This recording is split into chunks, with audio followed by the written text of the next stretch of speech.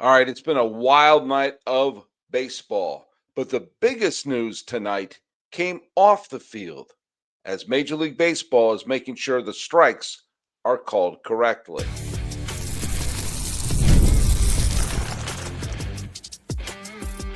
You are Locked On MLB, your daily MLB podcast, part of the Locked On Podcast Network, your team every day. Hello, baseball fans. Welcome to Locked On MLB, part of the Locked On Podcast Network, where it's your team every day. This is the daily podcast. We talk about all of Major League Baseball. I'm your host, Paul Francis Sullivan. Please call me Sully. Follow us at Locked On MLB Pods on Twitter or whatever it's called these days on Instagram. I'm your pal Sully. I'm at Sully Baseball Podcast on Instagram. But the best way to get a hold of me is right here on the YouTube page. And make sure to leave that hashtag Everyday Sully so we can find your comments and post them. And today's episode is brought to you by our good friends over at Gametime. Download the Gametime app, create an account, and use the code LOCKEDONMLB for $20 off your first purchase. And lot to cover tonight, but let's get rid of the Everyday Sully banner there. You know what to do there. Let's go to the trivia question, though. The trivia question I had the other day, and I phrased it very specifically. What twin won the last road World Series game for Minnesota? And I got a bunch of guesses on this one. Gavin D. Luhosh, 2994. Is that, I can't remember if I said, is that a Bull Durham reference? Mudcat Grant, who was part of the 1965 Minnesota Twins. No, it was not. Stephen Colatrella, Colatrella, 3257. He puts in a lot of guesses here. Jim Cott, 1965. Jim Cott pitched brilliantly in that World Series, but the answer is no. Big John 08865 says, if you consider the entire Senators Twins franchise as a whole, the answer is Walter Johnson in game one of the 1925 World Series in Pittsburgh, a World Series that I absolutely love. And that one of the pictures behind me, where is he? Right there, is of Red Oldham, who threw the final pitch of that 1925 World Series. But I said, what twin won the last road game for Minnesota? And lo and behold, it was my dear friend, Cubs fan with an 8, 1908 says, is this a trick question? The Twins have never won a road World Series game, and that is correct. It was a trick question. But good for you for bringing up Walter Johnson. It's always good to bring up Walter Johnson. But yeah, the Twins have played in the World Series in 1965, 1987, and 1991. They've won all but one of their home games. The only time they've lost a home game in the World Series was Game 7 of the 1965 World Series to Sandy Koufax. But in each one of those series, they were up 2-0. In 65, they went to LA and lost all 3 games in LA. In 87, they won the first 2 games, lost all 3 games in St. Louis. In 91, they won the first 2 games and lost all 3 games in Atlanta. So there you go. It was a trick question. All right, I'll tell you what was not a trick question is the big news that I hinted at. And I'm going to pull up one of the articles about this so I make sure I have my facts straight. But the fact of the matter is, Major League Baseball Competition Committee has approved by a vote of 9-2 to implement the ABS challenge system. The automated ball strike system is going into play for the 2026 season. The committee, apparently, this is according to Joel Sherman of the New York Post, and also featured on some of these articles were listed on MLB Trade Rumors. It's an 11-person committee, owners, players, 1 umpire, and they approved it. And so here's the deal. I've seen this work. When I went to the game in Sacramento last year, not in 2025, but in 2024 to see a River Cats game, I saw this work. And basically, you can challenge a strike. Now, I'm not sure how all of the how this will work out, but basically, you can challenge a pitch. A hitter or a catcher can call immediately to see if a ball or strike call has been incorrected. A team can have two challenges. Once a team has two unsuccessful challenges, they'll be out of challenges for the remainder of the game. Now this means that if you're constantly getting them right, then there's no limit. But it also means you better choose them wisely. If you're top of the first, you may not want to blow through them.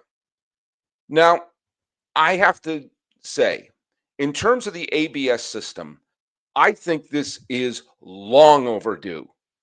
Absolutely, I think this is long overdue. I have been screaming back long before I was on Locked On Podcast Network, when I was doing my own podcast, and even before that, when I was writing my blog and doing videos. I've been screaming to have that box that you see on the TV that's been going on since 2011, 2012. That should be the freaking strike zone. Uniform. No questions. You should be able to have a strike zone that isn't at the whim of an umpire. Now, you still have the human element of the pitcher, you still have the human element of the hitter. But here's what I don't ever want to hear again. I don't want to hear, oh, this umpire doesn't call the high strike, or he gives a generous zone for the pitcher. Or you know what? If you're a hitter, you're going to give you. If you're a great hitter, you're going to earn that pitch. If you're a great pitcher, you're going to get the call in the corner. It's a low strike. Yeah, it's a makeup call. Oh, the catcher framed it. I don't want any of that. I want balls that go into the strike zone to be called strikes, and balls that go outside the strike zone to be called a ball. I don't ever want to hear about, there was a blown called third strike, or the umpire's been all over the map. Shouldn't be all over the map, because we can tell instantly. Instant replay was I think, a tremendous innovation. And yes, it took a couple of years to get the kinks out, but I think it works pretty well right now. Granted, there was a weird call in the Red Sox Blue Jays game today where it looked like one of the Red Sox players got their hand. I think it was Cedar Rafael got their hand into second base. They reviewed it and it was still called out. Okay, that'll happen from time to time. But do you know what also happens? Calls are reversed in big moments. I don't ever want a Don Denkinger moment. I don't ever want a blown call ending someone's perfect game, or heaven forbid, ending a great ball game, a great postseason game. And the instant replay, while I still would make a few tweaks to it, has worked out pretty well. It's added to the strategy. You hold your hand up. Are we going to challenge? Yes. We're going to challenge? No, keep on playing. The game keeps moving. I still think a challenge should never be more than 30 seconds in instant replay. If you can't tell in 30 seconds, let's move on. But in terms of balls and strikes, I would just use the box that you see and strike one, ball one, and there's no arguing. It went in. But this way, at least you can challenge. This way, if there's an egregious moment, there is some accountability. We've had the technology to do this for a long time. This is the equivalent of television stations, using a meteorologist to say, my knee was a little shaky, or my dog started barking, so that's how I know it's going to rain, instead of using the Doppler. But this is using the Doppler, but still asking the meteorologist if his knee is itchy. We've moved on from niche ease or itchy knees. You know what? You can call a challenge on that. I'm not going to edit that out. But the fact of the matter is, baseball is best when the calls are accurate. The human element is there, with the pitcher throwing the ball over creation and wild, or being pinpoint control, or the hitter swinging at bad pitches, or the hitter having an absolute eagle eye. I want batters to be rewarded if they take a ball and it's a ball. I want pitchers to be rewarded if they throw into the strike zone. And conversely, I don't want to reward a pitcher for throwing a ball a couple inches off the plate. We saw that today in a critical game between Cleveland and Detroit. A couple, pitches were thrown a little bit outside the strike zone in a big moment. And I think the umpire was being caught up in the moment, kind of like Leslie Nielsen in The Naked Gun. I don't want that. I don't want to know what kind of strike zone this umpire does. This is not changing like oh, he likes to add a little more onions and spices to his tomato sauce. We're not talking tomato sauce. We're talking balls and strikes. There's a strike zone. We all can see in real time if the umpire blows it. So, what in the name of Eric Gregg are we doing pretending that, well, it was outside, but we're going to all act like it's a strike? I think this is a positive thing. Absolutely. The more correct calls there are in a game, the better the game is. And it's going to add a nice little element to it. And you know what? It'll get some accountability to some of the umps. This is a good thing. It'll improve the game. Strikes will be strikes, balls will be balls, and we won't know the umpires' names, which I never, ever do. Guys, you've probably heard of Viagra or Cialis, or maybe you've even tried them. But if you're looking for something that goes beyond the usual pill, it's time to meet Rugiet Go Long. Now, this is not just another ED pill. It's a total game changer. Go Long combines 2 doctor-trusted medications in one dual-action formula so you can perform and go the distance. The effects can last up to 36 hours, and that's confidence all day, all night, even into the next day. And the process is simple. Connect with a board-certified doctor 100% online, and to prescribe your treatment ships discreetly right to your door. Ready to level up confidence in the bedroom? Head to rugiet.com, RUGIET.com, and use promo code LOCKEDONMLB for 15% off your first order. That's RUGIET.com, promo code LOCKEDONMLB. Make sure you use our code so we know that we sent you. There's nothing like catching a baseball game live, the energy, the crowd, and the chance to see your team in person. But getting the tickets, well, that's the tough part. You get the long lines, the login screens, the surprise fees. It can kind of take the fun out of it. That's why I use Gametime, the app that gives the advantage back to fans. Gametime is fast, easy, and backed by Gametime guarantees. You always get 100% authentic tickets delivered on time and at the best price. Plus, all fees are included, so the price you see is the price that you pay.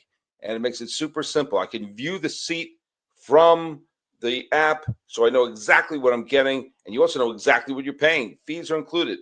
Know your total up front with no surprise fees at checkout. And you got the zone deal. Pick the section, Gametime picks the seats, and you save big. It's faster, it's cheaper, and less stressful than any other way I've bought tickets. Download the Gametime app, create an account, and use code LOCKEDONMLB for $20 off your first purchase. Terms apply. Again, that's promo code LOCKEDONMLB for $20 off. Swipe, tap, ticket, download Gametime today.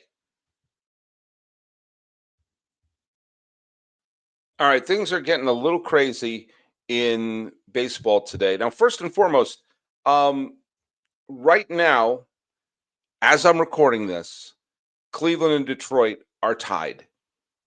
And that 15.5 game lead, and heck, the 9.5 game lead about 2 weeks ago has completely evaporated.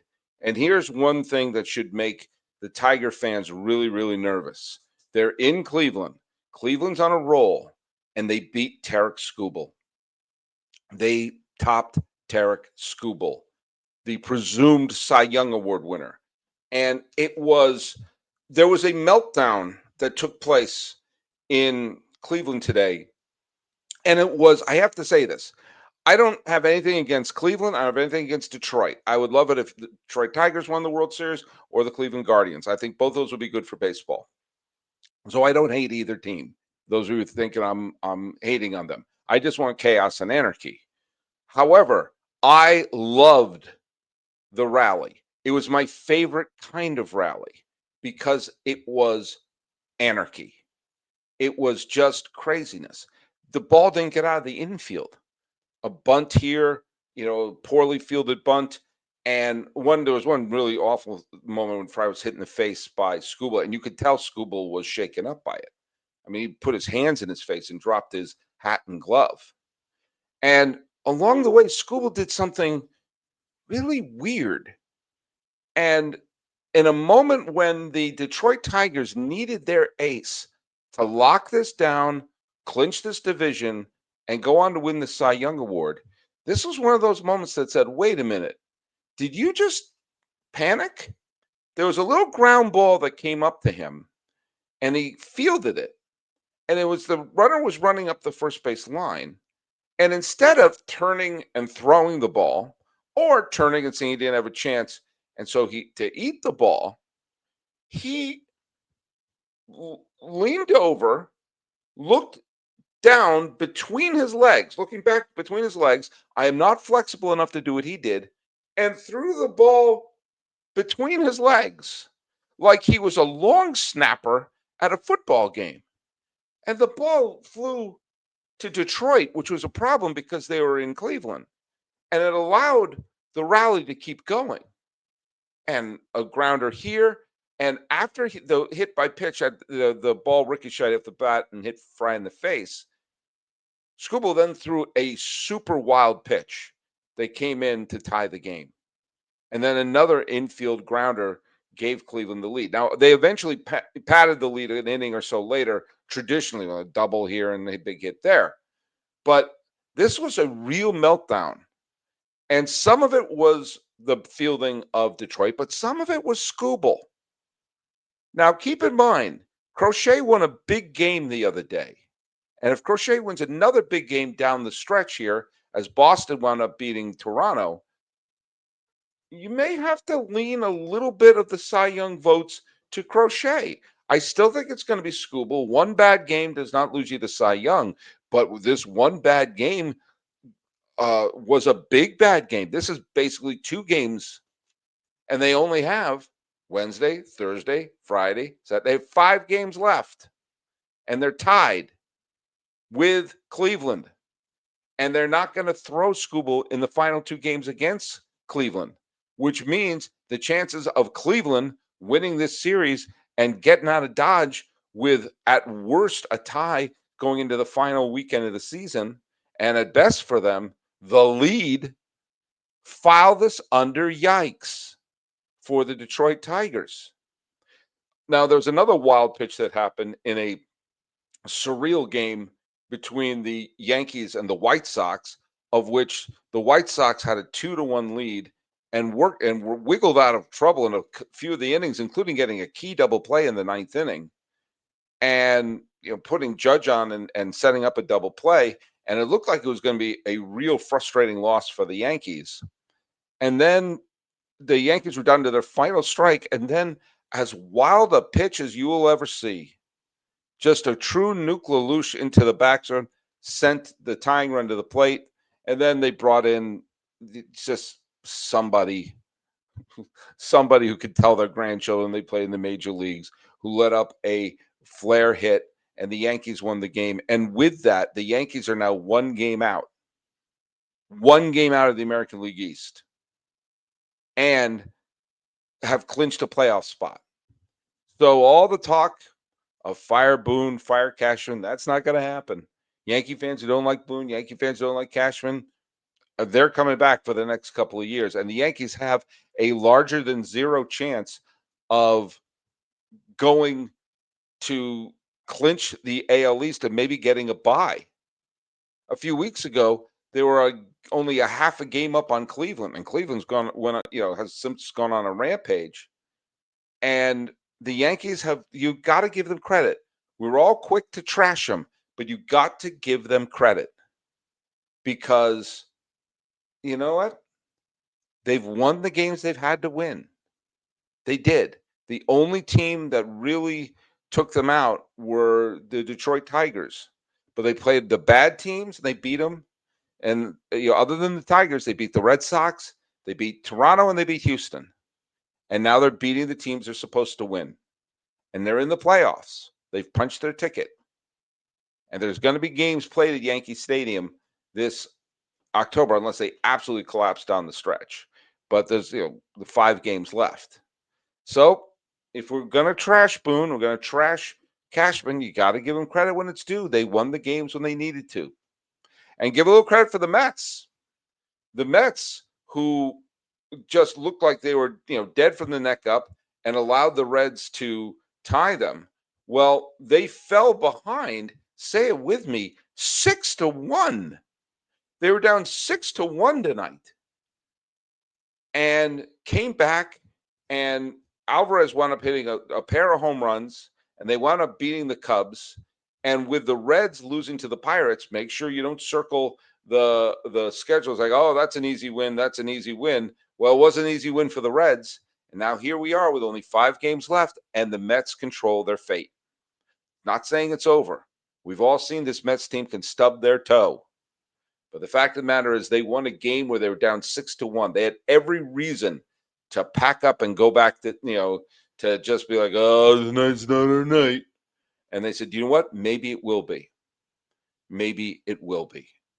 And so we're seeing a huge number of exciting games unfolding. Right now, by the way, the Mariners just took the lead against the Rockies. So the Mariners are inching closer and closer to that division title, especially if the Sacramento A's can hold on to this 4-1 lead. I'm not going to stay up late to watch everything again. You know why? Well, that's why we have the Locked On MLB game night at the end. When we come back, I'm going to preview tomorrow's show and give tribute to, well, a champion in the East Bay. The NFL season is here, and FanDuel is making sure you're ready for kickoff with a can't-miss offer. Right now, new customers can bet just $5, and if your bet wins, you get $300 in bonus bets to use across the app. Now, I use FanDuel, and many of you use FanDuel because it caters to how you like to bet. Player props, building a same-game parlay, or even jumping in live as the action unfolds. It makes every game more exciting, whether you're watching your team or just keeping an eye on your fantasy lineup. It's quick, it's easy, and it's the best way to add a little more energy to your Sundays. So you ready to play? Download the FanDuel app now by visiting FanDuel.com to get started. That's FanDuel.com to place your first $5 bet. That's FanDuel. By the way, the Miami Marlins won again. They won in extra innings in a dramatic game against the Philadelphia Phillies. Now, if a couple of things had broken right, if the Mets had lost, and they did not, but if the Mets had lost, the Marlins would have pulled to within 3 games. As it stands right now, the Miami Marlins are on a 7-game winning streak, winning 9 of their last 10 and doing even better than that. If they run the table, they'll finish with a winning season and being single digit away from a playoff spot. Miami management, listen to me and listen to your pal Sully. The Marlins made the playoffs in the COVID year. The Marlins made the playoffs in 2023. They're probably not going to make the playoffs this year, but you have a core of a fun, exciting team. Please, please don't sell. Please, please don't punt next year. Please try to put, I'm not saying go out and sign all your major leaguers, okay? The big superstars, whoever's out there to pick up. But do you know what? Sign major leaguers to make that team a little better. Improve them by 5 or 6 games because you're seeing 83, 84 wins are going to get you, maybe give you punch your tickets to the postseason. That's what happened in 2023 when remember the Marlins made the postseason. They got their butts handed to them by Philadelphia, but they gave their fans a reason to root for them. And then they got rid of the manager and fired Kim Egg and said, we got to rebuild. From what? Rebuild what? Go, please, acquire major leaguers and build upon this. I don't want to hear anything about, oh, well, we're trying to just cut payroll. No, you don't cut payroll or any of that nonsense. I'm going to talk a little bit about cutting payroll and everything because tomorrow, the show tomorrow, I'm paying tribute to a year after going to the Oakland Coliseum for the final Oakland A's game and the emotion of that and how it's been 365 days later. But there was happiness in Oakland because the Oakland Ballers, a.k.a. the Oakland Bees, I love that, they are the independent minor league team that played a couple of games in the Coliseum, but mainly they play in Oakland for, the fans you expect to show up to the Independent Pioneer League. And they beat Idaho Falls for an 8-1 in Game 5 of the Pioneer League Championship. And for fans in Oakland, it was just a fun, wonderful night. Is it the same as having the A's and Major League Baseball there? No. But for the fans who showed up and the fans who came and supported them, they got to have almost a year to the day of the A's running out of town, you got to see a team stay in Oakland and win for the fans. And you know what? That's a beautiful thing. That's something that, it's not a major league situation, but for the fans who supported the Bees because they were saying, we want to have a team in Oakland. They supported the Oakland Bees wonderfully. And many of the fans who were out there who would be banging drums and waving the flags at the Oakland Coliseum were there for the Oakland Ballers. And now the Oakland Ballers were able to, give Oakland fans something to cheer about. And that's a great thing. But tomorrow, I'm going to be heading, the show will be me in Oakland and talking about what we've experienced in the last 365 days. And unfortunately, it's not been all as pleasant as what happened with the Oakland Ballers. Thanks so much for making Locked On your first listen every day. For your second listen, keep it right here for the all-night Locked On MLB Game Night, every game, every night until a World Series champion is crowned. Get local analysis on a national scale. Find MLB Game Night on Locked On MLB on YouTube or wherever you listen to your podcasts. And let's talk about the trivia question, shall we? The trivia question is, what National League team was briefly called the Blue Jays? Yes, you have the Toronto Blue Jays, but there was a National League team that briefly were called the Blue Jays. That's the trivia question. Put it down below there. And follow us at Locked On MLB Pods on Twitter or whatever it's called these days, and on Instagram. I am your pal Sully. I'm a Sully Baseball Podcast on Instagram. Talking about the ABS Challenge, which will be great for baseball. Tarek Skubal melting down, and the Yankees and Mets showing what they're made of. The Marlins, a little better than you think, and Oakland fans having something to cheer about. This has been Locked On MLB. I am your host, Paul Francis Sullivan. Please call me Sully.